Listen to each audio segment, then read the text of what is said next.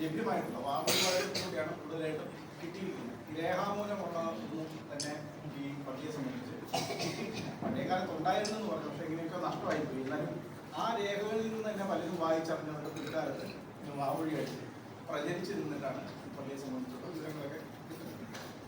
ഈ പള്ളിയെ സംബന്ധിച്ചിടത്തോളം ഇത് നമ്മുടെ അങ്ങാടി താഴത്തങ്ങാടി രൂപം കൊള്ളുന്ന കാലഘട്ടത്തിൽ ഈ പള്ളി ഉണ്ടാവും. അപ്പോൾ ഈ താഴത്തങ്ങാടി എന്നാണ് രൂപം കൊള്ളുന്നതെന്നുള്ള ഒരു ചോദ്യമാണ്. അപ്പോൾ അതിനുള്ളൊരു സാധ്യത എന്താണെന്ന് വെച്ച് കഴിഞ്ഞാൽ നമ്മൾ തളി ക്ഷേത്രത്തിൽ വന്നിരിക്കുന്നത്.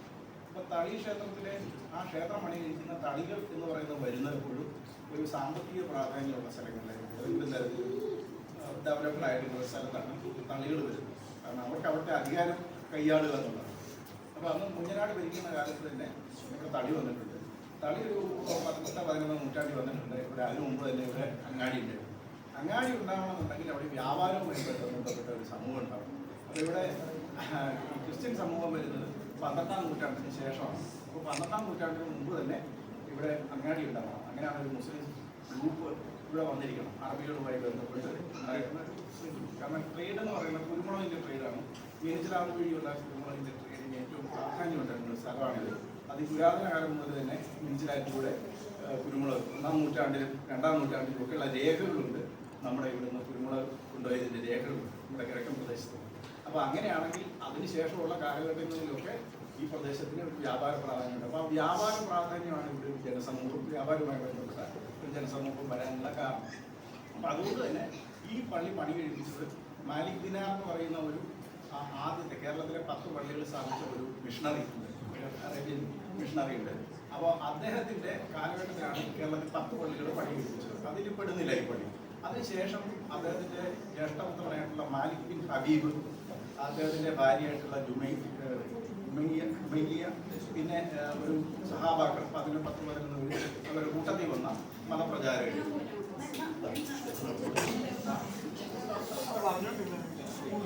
അപ്പോൾ അവർ വന്ന കാലഘട്ടത്തിൽ കൊടുങ്ങല്ലൂർ മുതൽ കൊല്ലം വരെ വലിയ പള്ളികൾ വെച്ചിട്ടുണ്ട്.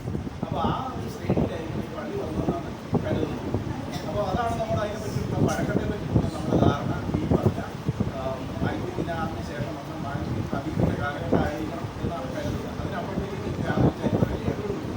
പിന്നീട് ഇവിടെ 1400 തളിക്കോട്ടയൊക്കെ കിട്ടുന്നത് ആ കാലഘട്ടത്തിലാണ് ഈ പള്ളി ഇന്നത്തെ നിലയിൽ പണിയുന്നത്. ആ കാലഘട്ടത്തിൽ രാജാക്കന്മാരുടെ സഹായം കൊണ്ടാണ് എല്ലാ ജനസമൂഹങ്ങളും ഇവിടെ ജീവിച്ചിരുന്നത്.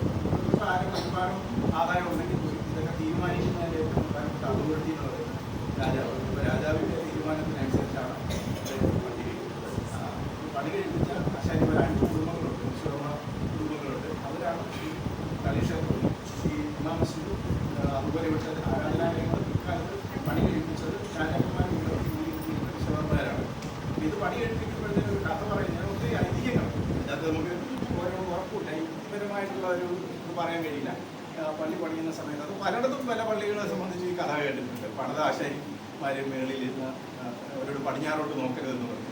അവർ പടിഞ്ഞാറോട്ട് നോക്കിയപ്പോൾ അവിടെ മക്കത്ത് പള്ളിയുടെ ഒരു തിളക്കം കണ്ടത് അവർക്ക് ബോധക്ഷയം വന്ന് താഴെ വീണ് അവർ തിരിച്ചുപോയി. അവരെ പിന്നെ അന്നേരം തന്നെ ഇവിടെ ഉന്നതി ചെയ്തിട്ടാണ് കബറടക്കി എന്നൊക്കെ പറഞ്ഞിട്ടുള്ള കഥകളൊക്കെ പണ്ട് എൻ്റെ ചെറുപ്പത്തിൽ ഞാനിവിടെ വരുന്ന കാലത്തൊക്കെ എൻ്റെ കൂട്ടുകാരൊക്കെ പറഞ്ഞു കേട്ടു. അപ്പോൾ അങ്ങനത്തെ കുറേ കഥകളൊക്കെ ഉണ്ട്. പക്ഷേ ഞാൻ പിന്നീട് ഇതേ കഥ തന്നെ വേറെ സ്ഥലത്ത് കേട്ടു. അത് എത്രത്തോളം കാലത്തുണ്ടെന്ന് അറിയില്ല.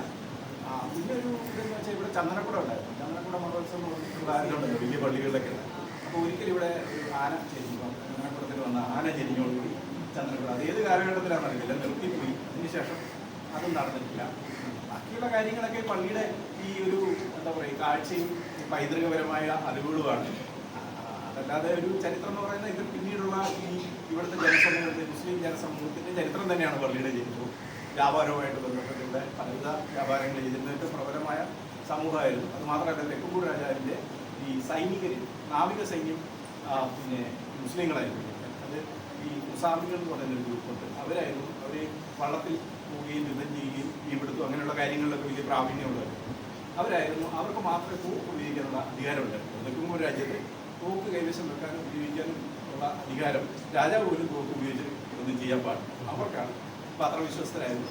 അപ്പോൾ അവർക്ക് വേണ്ടി ഈ വെടിമരുന്ന് നിർമ്മിക്കുകയും സൂക്ഷിച്ചു വയ്ക്കുകയൊക്കെ ചെയ്തു. വെടിമരുന്ന് നിർമ്മിക്കുന്നത് നമ്മുടെ തൊമ്മമർക്കിയുടെ കുടുംബമാണ് അറിയാലോ. വെടിക്കെട്ട് തൊമ്മമർക്കിയുടെ അവരുടെ പൂർവികരായിരുന്നു ഈ കൈമരുന്ന് വെടിമരുന്നൊക്കെ അന്ന് തോക്കിനും അതുപോലെ തന്നെ പീരങ്കിക്കൊക്കെ വേണ്ടിയിട്ട് ഉണ്ടാക്കുന്നത്.